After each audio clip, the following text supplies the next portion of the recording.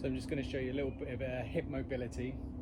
So most people know about the hip flexor stretch. So we've got hip flexors, the iliopsoas, which is a mixture of a few different muscles that go from your lumbar spine through your hip and attach into the lesser trochanter, which is like it's like an inner high bit of your femur bone.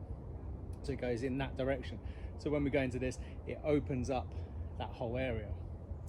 So, but that's only one plane of motion. What we can do, we can lift our arm up and over. And all I'm going to do is adjust my position to show you a bit more clearly, hopefully.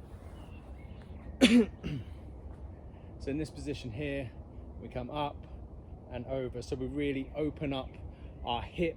We open up and stretch certain muscles like quadratus lumborum, which go from the iliac crest into your lumbar spine and the last rib. And when this becomes taut, it can refer pain into the back. So we can really open up that area there. We can even imagine someone's pulling this arm. So we can imagine that's coming across like that. And we go back and forth like this. And it's a bit of a weird movement. But just go with it, you don't have to force it. But imagine someone's pulling that way, someone's pulling that way. So trying to get a little bit of a rotation.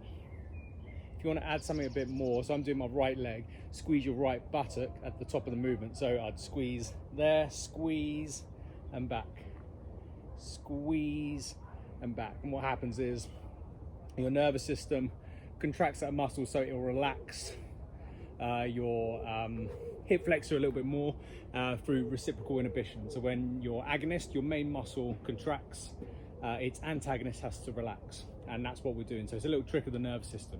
So give that a go. Okay, go back and forth.